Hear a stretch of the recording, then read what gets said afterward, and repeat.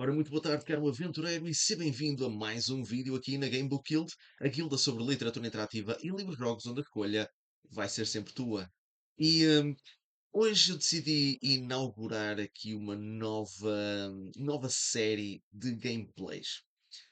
E como vocês podem ver, essa série envolve uns gameplays de Fighting Fantasy, mas não são quaisquer livros da Fighting Fantasy.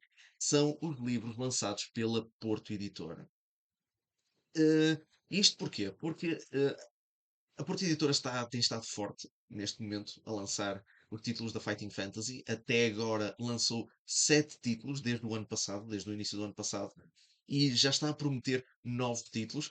Ao mesmo tempo que lançou os mais recentes, neste momento, a Mansão Diabólica e o Porto do Perigo, eles imediatamente colocaram uma sondagem para os próximos, portanto, eles estão bastante fortes nesta intenção de trazer as Aventuras Fantásticas de volta e nós temos mesmo que ajudar a fomentar isto.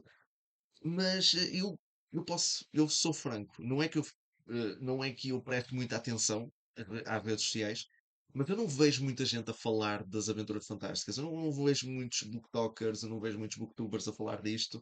E já é algo que eu já me venho a queixar, entre aspas, desde que eu comecei este projeto da Game Book Guild.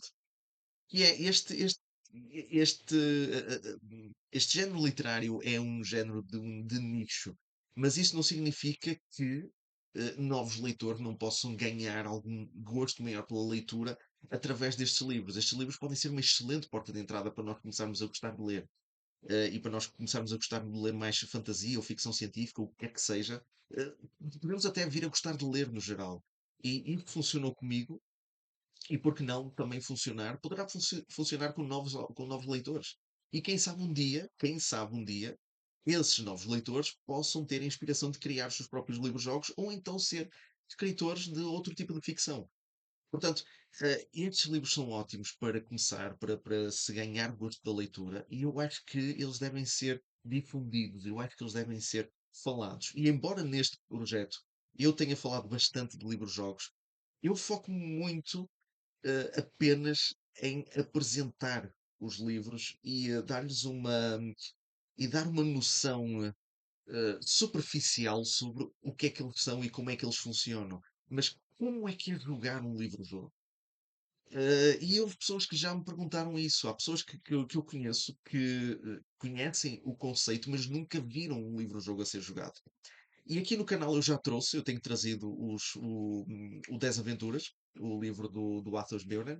Já trouxe também, até à data, o Temple of Terror, a versão que nós vemos na Fighting Fantasy Classics.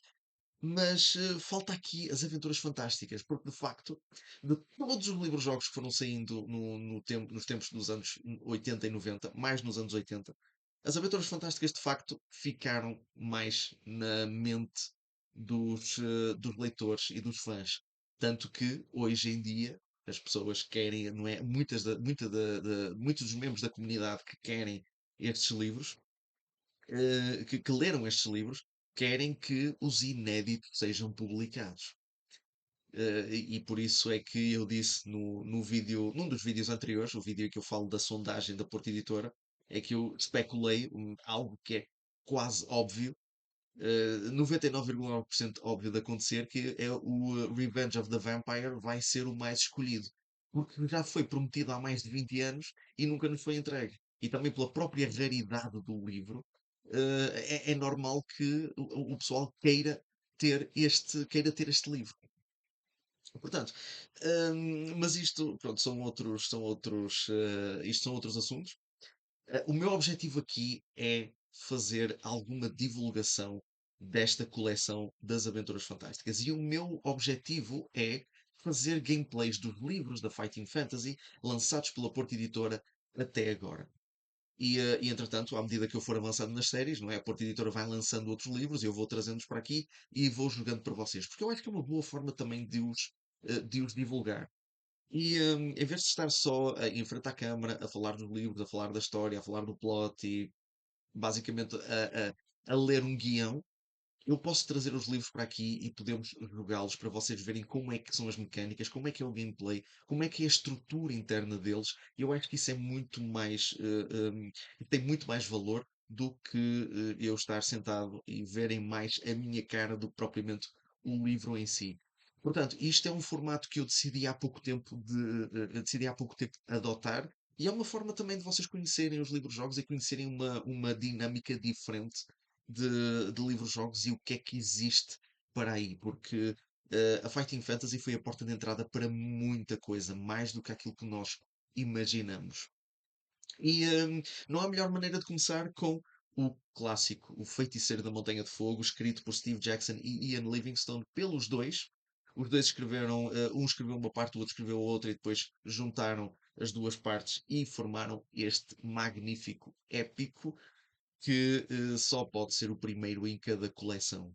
Então vamos fazer aqui, vamos falar das regras, vamos estabelecer a nossa personagem e para isso eu não vou fazer como fazia com o 10 Aventuras, que é utilizar o meu Supernote, mas em vez disso vamos utilizar este magnífico caderninho que me foi oferecido durante os autógrafos do Ian Livingstone na Comic Con. Cada pessoa recebia isto mais um lápis da Fighting Fantasy. Lápis esse que eu por acaso esqueci-me de o colocar aqui. Podia ser ótimo para trazer. E um saquinho da Fighting Fantasy com uns dados que infelizmente não são da Fighting Fantasy. E vamos fazer aqui. E vamos registar aqui nestas fichas de aventura.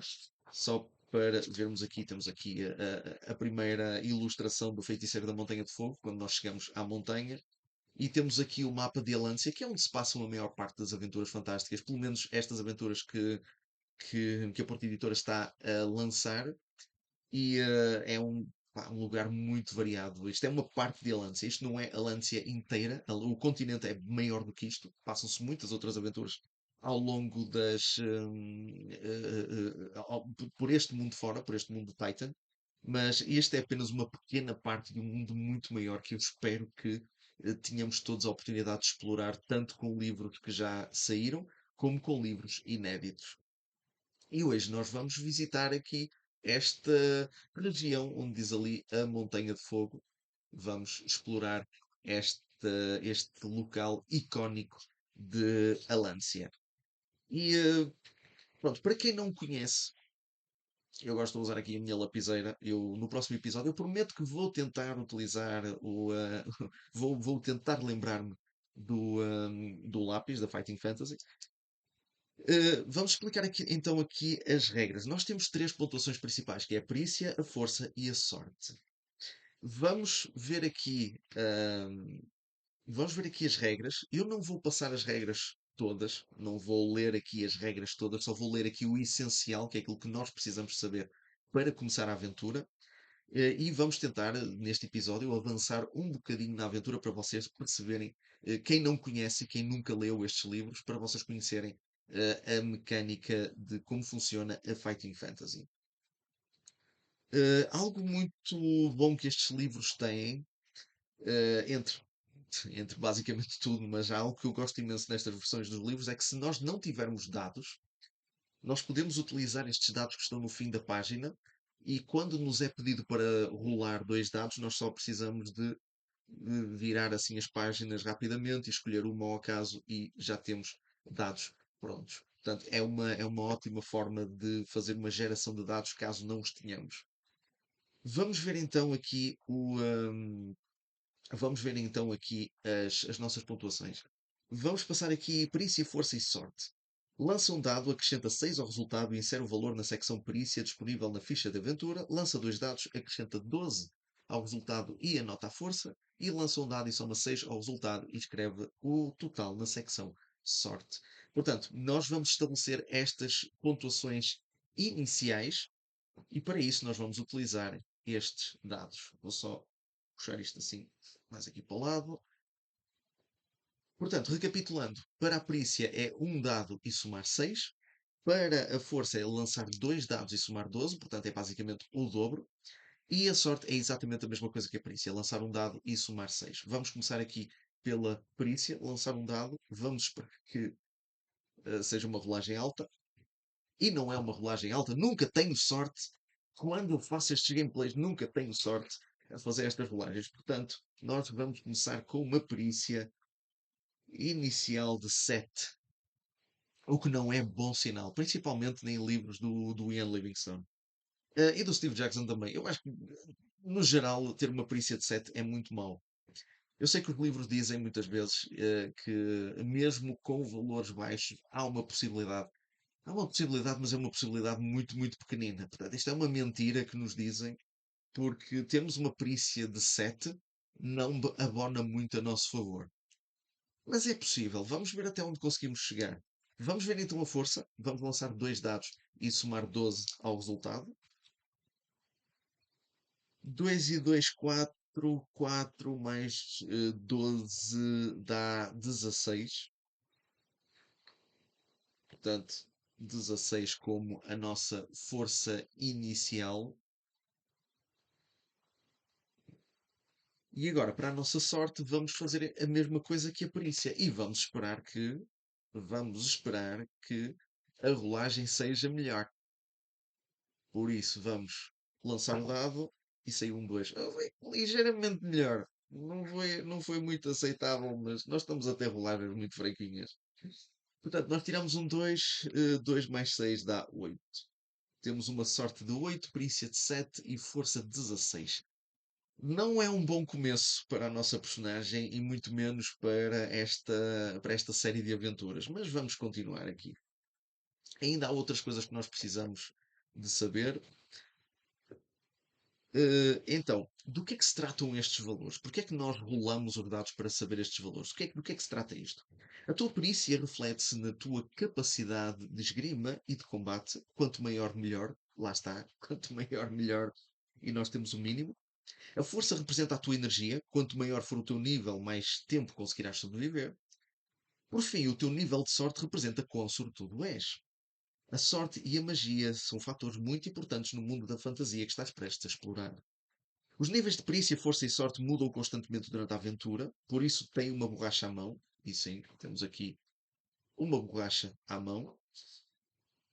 E deves manter um registro atualizado dos teus níveis. No entanto, nunca apagues os teus níveis iniciais. Podes, em determinadas alturas, receber pontos extra de perícia, força e sorte. No entanto, os valores totais nunca poderão ultrapassar os valores iniciais, exceto em ocasiões raras indicadas em determinadas páginas. Portanto, nós podemos e vamos ter alterações nestes níveis, mas se recebermos pontuações bónus, se recebermos uma subida nas pontuações, elas nunca poderão atingir, nunca poderão ultrapassar o nível inicial, exceto se o texto disser que podemos. E isso é raro de acontecer. Temos aqui um capítulo designado às batalhas, mas não vamos falar disso. Se vocês têm acompanhado o 10 Aventuras, o estilo de batalha é exatamente igual, portanto, não há aqui nada de diferente para fazer, exceto num determinado aspecto que tem a ver com a sorte, mas já lá vamos. E falando aqui na sorte, vamos explicar só aqui em que é que isto implica. Em determinadas alturas terás de testar a tua sorte, mas em breve irás descobrir que não deves brincar com a sorte. Eis as instruções. Lança dois dados. Se o resultado for igual ou inferior ao teu nível de sorte, significa que tiveste sorte. Se o resultado for superior ao teu nível atual, significa que tiveste azar. Encontrarás as devidas consequências nas respectivas páginas. Sempre que testares a tua sorte, deves retirar um ponto ao teu nível, ou seja, quantas mais vezes recorreres à sorte, mais riscos tomas. Nós temos uma pontuação de 8 de sorte. Portanto, a primeira vez que nós testarmos, nós temos que ter uma rolagem de igual ou inferior a 8. E quando nós testarmos, nós temos que reduzir um ponto de sorte. O que significa que quantas mais vezes nós testarmos a sorte, menos possibilidade de ter sorte nós teremos. É possível também utilizar a sorte nas batalhas, mas aqui eu não vou estar aqui a explicar muito o que é que vai implicar. Vamos ver aqui, repor os níveis de perícia, força e sorte. Em determinados momentos poderás ter indicações para alterar o teu nível de perícia. Uma arma mágica pode aumentar o teu nível de perícia, mas só podes utilizar uma arma de cada vez. Por isso não se pode acrescentar dois níveis de perícia, não é? Dois pontos de perícia por termos duas espadas mágicas, não. Só podemos ter uma arma de cada vez. E aqui nunca poderá exceder o nível inicial. Se beberes uma opção de perícia, o teu nível de perícia volta ao seu nível inicial. Depois nós temos aqui força e mantimentos. O teu nível de força irá variar muito ao longo da aventura. À medida que te aproximas do derradeiro objetivo, o teu nível pode tornar-se perigosamente baixo. E as batalhas podem ser particularmente arriscadas. Tem muito cuidado. A aventura começa com mantimentos suficientes para 10 refeições. Vamos então aqui à nossa ficha de aventura e colocar. Já temos aqui uma caixa para mantimentos e podemos colocar aqui 10. E quando nós comemos, só podes comer uma refeição de cada vez. Quando terminares, acrescenta 4 pontos ao teu nível de força e retira um ponto aos teus mantimentos. Lembra-te, tens um longo caminho a percorrer, por isso deves tentar usá-los bem. E depois aqui a dizer, o teu nível de força nunca pode ultrapassar o nível inicial. Depois aqui sorte, irás receber acréscimos ao teu nível de sorte quando fores especialmente sortudo. Lembra-te tal como acontece, os níveis não podem ultrapassar o nível inicial. Se beberes uma poção de sorte, o teu nível volta ao teu nível inicial e ainda aumentas mais um ponto de sorte. Inventário e poções. A tua aventura começa com uma espada, uma armadura de couro, um escudo e uma sacola com alguns mantimentos, assim como uma lanterna para te iluminar o caminho. Já vamos anotar isto aqui na nossa ficha de aventuras. Podes também tomar uma poção mágica para te ajudar. Cada frasco de poção contém o suficiente para duas tomas. Ou seja, só poderás tomar duas vezes ao longo da tua aventura. Cada vez que beberes uma poção, anota essa informação na ficha de aventuras. Escolhe uma destas poções, destas opções. Temos uma poção de perícia que nos repõe um nível até ao máximo, uma poção de força que nos repõe um nível até ao máximo e uma poção de sorte que nos repõe um nível até ao máximo e ainda aumenta um ponto extra. Portanto, vamos imaginar que bebemos uma poção de sorte, retomamos o inicial e passamos a ter 9 em vez de 8. Por isso eu acho que aqui a escolha, eu acho que é mais óbvia. Vamos tomar aqui a poção de sorte porque eu acho que é o mais indicado. Mas vamos então descrever aqui o que é que nós temos. Aqui diz tesouros, não, é aqui inventário e poções. Então temos uma espada, armadura de couro e poção de sorte. E vou colocar aqui duas doses. E de resto, acho que está tudo. Temos aqui uma secção de dicas, mas não é necessário. Temos aqui a ficha de aventura, que é basicamente esta que nós estamos a utilizar. Não aconselho nada que escrevam no livro. Portanto, se vocês não tiverem este caderninho para anotar, tirem fotocópias ou então copiem as informações para uma folha em branco, como vocês quiserem, mas por favor, não escrevam nos livros. Preservem os livros, ok? Não é que nenhum dos meus livros esteja imaculado, ou todos os meus livros estejam imaculados, porque existem alguns livros da Verbo que estão escritos, mas, mas pronto, foram decisões de uma criança e eu não voltaria a fazê-lo se voltasse atrás. Com isto, vamos então aqui ao contexto. E agora, peço desculpa, vou só beber um bocadinho de água.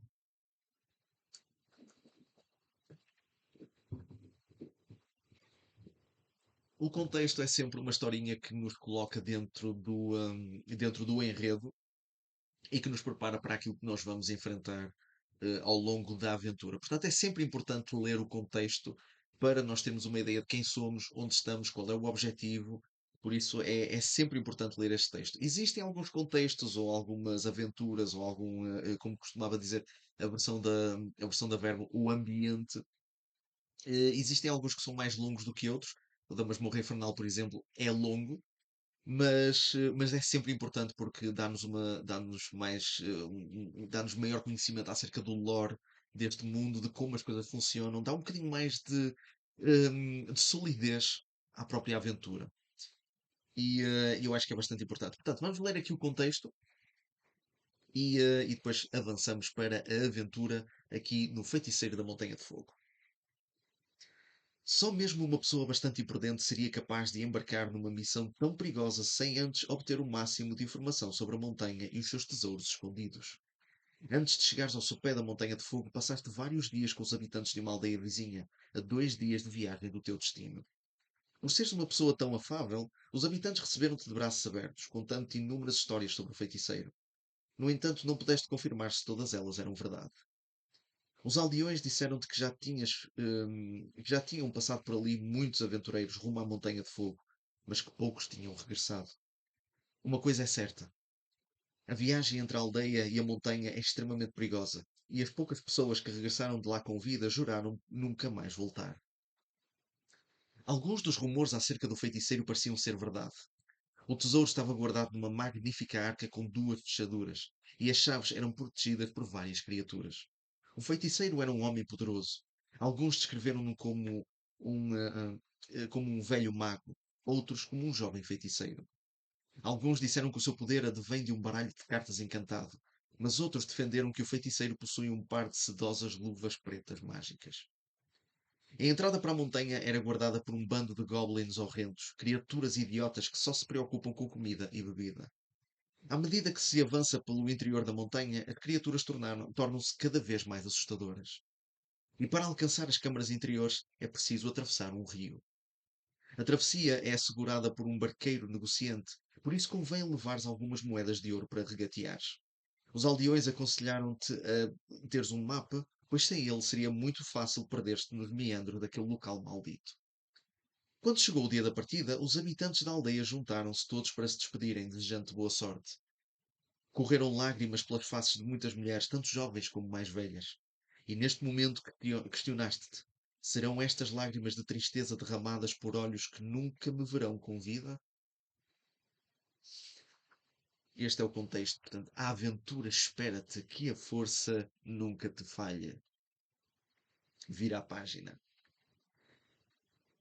Vamos então começar aqui com o número um. Vamos tentar fazer aqui uns 10 minutinhos, mais 10 minutinhos mais ou menos de gameplay para não tornar isto demasiado maçante. E depois continuamos no próximo episódio. Isto se não tivermos um final prematuro. Mas não vamos. Esperemos que não. Não vamos ter este final. Não vamos ter nenhum final prematuro. Esperemos nós. Chegaste ao fim de uma caminhada de 2 dias. Retiras a espada da bainha antes de pousá-la no chão e suspiras de alívio assim que te sentas numa rocha coberta de musgo para descansar. Espreguiças-te, esfregas os olhos e olhas para a montanha de fogo. Esta tem um aspecto verdadeiramente assustador. As escarpas parecem ter sido feitas pelas garras de uma fera gigantesca, com rochas pontiagudas expostas em ângulos incomuns. O cume da montanha parece estar pintado de vermelho, talvez por causa de algum tipo de vegetação estranha, daí o nome Montanha de Fogo. É possível que nunca se venha a descobrir o que está no topo da montanha, pois escalar até lá aparenta ser um feito inalcançável.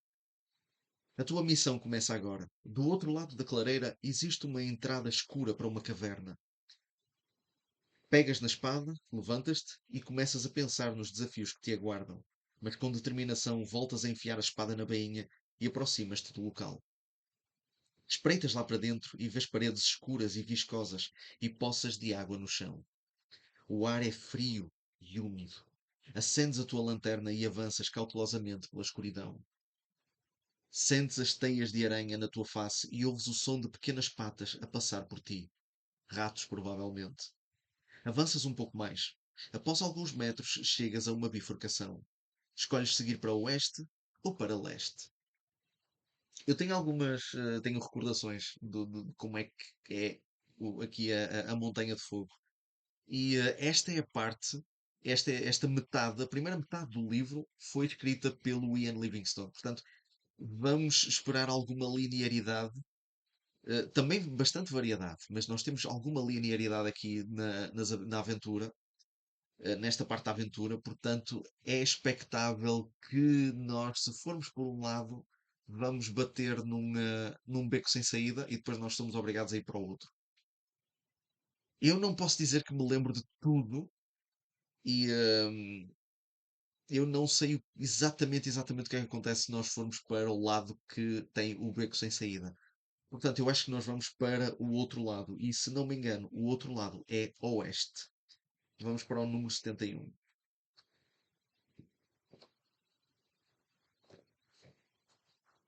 A passagem flete ligeiramente para a esquerda, rumo a norte. Devagar, aproximas-te de um posto de vigia.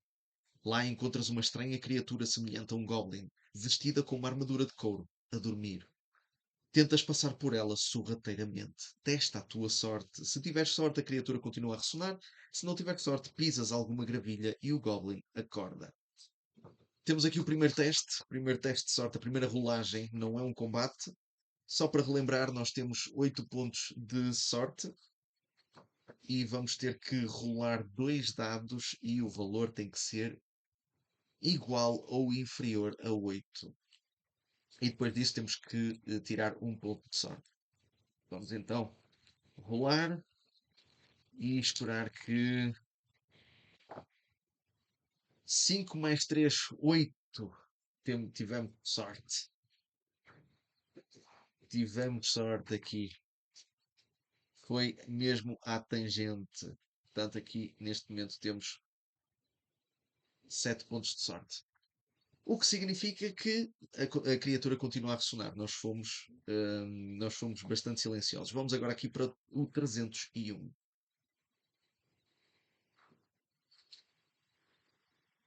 À tua esquerda está uma porta em madeira. Tentas escutar e ouves um ruído contínuo. Parece ser alguém ou algo a ressonar. Abres a porta ou preferes avançar para norte? Vamos abrir a porta. Não vamos estar aqui a ignorar portas, vamos abrir e vamos entrar aqui no número 82. A porta abre-se e entras numa pequena sala com um cheiro fétido. No centro da sala está uma mesa de madeira frágil com uma vela acesa. Debaixo da mesa há uma arca de madeira. A um canto da sala, vês uma criatura baixa e atarracada com um rosto feio e cheio de verrugas. Parecida com a criatura que encontraste no posto de vigia. Está a dormir num colchão de palha. Faz parte da guarda noturna. Regressas ao corredor e continuas para norte ou tentas esgueirar-te para dentro da sala de forma a pegar na arca sem acordar a criatura? Se decidires roubar a arca, esta é a tua sorte. Eu vou tentar roubar a arca. Vamos ver o que é que acontece. Claro que estamos aqui a abusar um bocadinho da sorte, mas eu vou só colocar aqui a borracha para manter a página. Temos neste momento 7 pontos de sorte. Vamos ver se a rolagem é fortuita ou não. E 5. Tiramos um 5, tivemos sorte. Portanto, 7. Passamos a ter 6 pontos de sorte. Até agora a nossa visita aqui está a passar despercebida. Estamos a ter sorte nas rolagens.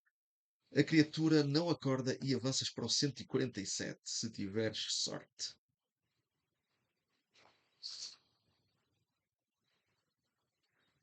Lá fora abres a arca. Sais da sala e abres a arca. Lá dentro encontras uma moeda de ouro e um pequeno rato, provavelmente o animal de estimação da criatura. Guardas a moeda e libertas o rato que começa a correr pela passagem. Ganhas 2 pontos de sorte. Ótimo! Vamos fazer aqui então uma atualização na nossa ficha.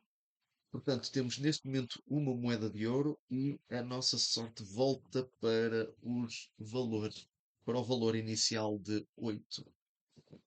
Não está a correr mal. Por enquanto, este episódio não está a correr mal. Vamos agora para o 208.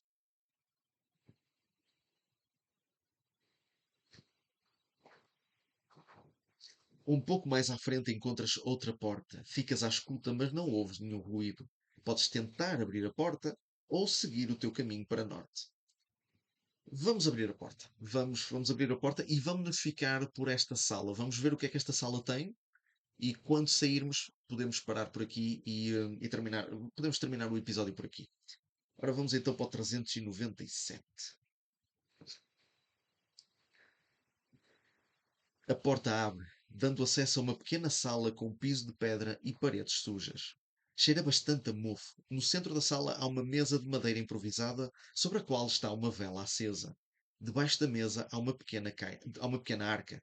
No canto mais distante da sala há um colchão de palha. Podes abrir a arca ou sair da sala. Ok, esta sala está vazia, há uma arca apenas.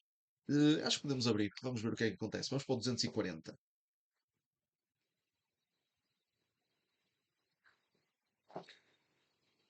A arca é leve e sentes algo a mexer lá dentro. Abres a tampa e uma cobra estica-se, tentando morder-te o braço. Terás de lutar contra ela. Ok, vamos ter aqui um pequeno conflito. Antes de terminarmos o episódio, eu acho que é o ideal nós termos este confronto. E nós temos então aqui esta página dos encontros com criaturas. Eu acho que nós não temos quadrados suficientes para a aventura inteira. Não tenho a certeza. Se não tivermos, então eu aí pego no Supernote e fazemos a partir daí. Ou então apagamos um dos quadrados e continuamos. Também acho que me parece uma opção mais viável. Vou só colocar aqui as pontuações desta criatura. Neste caso é uma cobra que tem 5 de perícia e força 2. Portanto, este combate vai ser rápido se nós conseguirmos ganhar o primeiro assalto. Para quem não sabe como é que funcionam aqui os combates, eu vou fazer aqui outra coisa que é anotar o número da referência onde nós estamos. Assim eu vou fechar o livro, colocá-lo assim para o lado, assim a mostrar o título. E assim nós temos mais espaço para fazer as rolagens. Como é que nós fazemos aqui os combates? Nós temos a nossa pontuação de perícia. Ui, peço desculpa, estava aqui na página errada. Estava aqui na página errada. Nós temos a nossa pontuação de perícia, que é 7. A criatura também tem uma pontuação de perícia e nós vamos rolar dois dados e somar esse valor à nossa perícia para nós termos o poder de ataque.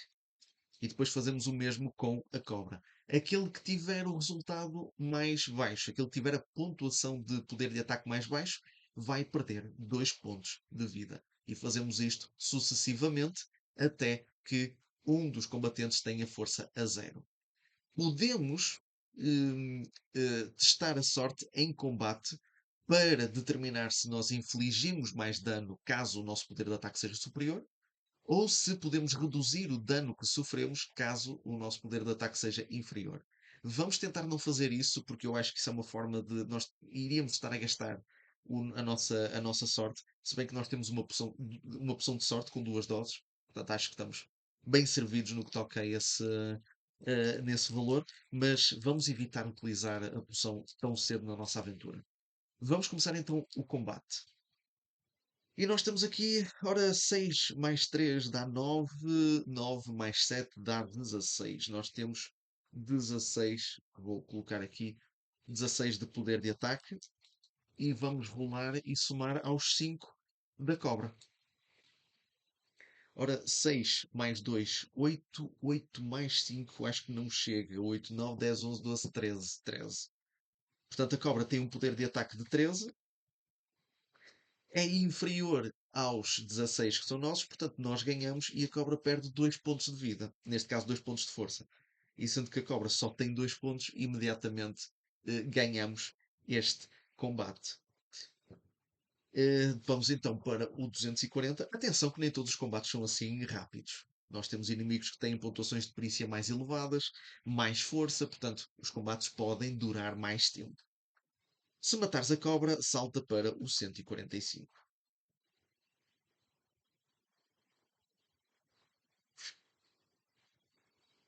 A arca caiu ao chão durante a luta contra a serpente e de lá saiu uma chave cor de bronze com o número 99 gravado. Portanto, leva a chave contigo, atualiza o teu inventário e este número é muito importante.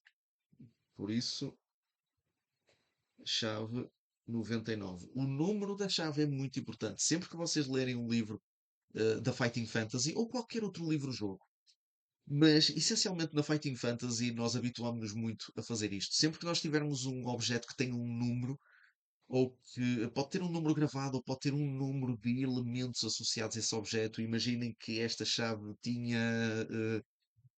vinha com 5 faixas agarradas ao cabo da chave, por exemplo. Esses são números importantes que depois, mais tarde, podem vir a ser úteis.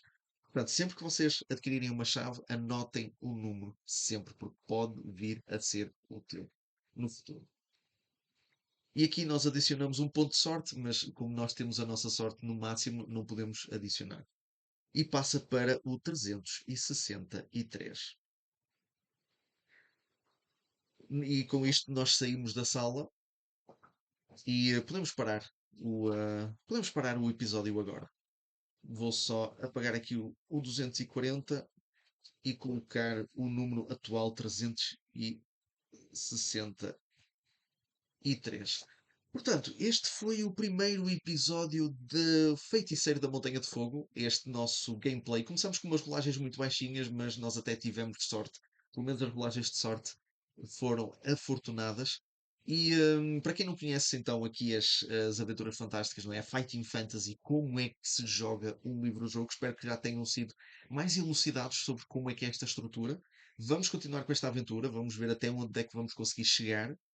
E pronto, podemos perder um combate, podemos ter uma má decisão e ter um final abrupto, portanto, tudo pode acontecer, mas vamos tentar chegar o mais longe possível. Portanto, caros aventureiros, este foi o primeiro episódio do Feiticeiro da Montanha de Fogo. Espero que tenham gostado. Se gostaram, cliquem em gosto. Se não gostaram, cliquem em não gosto. Usem a caixa dos comentários para dar sugestões, opiniões, aquilo que bem entenderem. Subscrevam no canal, cliquem no sino para receber mais notificações sobre novos vídeos que vão surgindo aqui no canal. E já sabem, eu espero contar com a vossa presença no próximo vídeo aqui na Gamebook Guild. Até à próxima.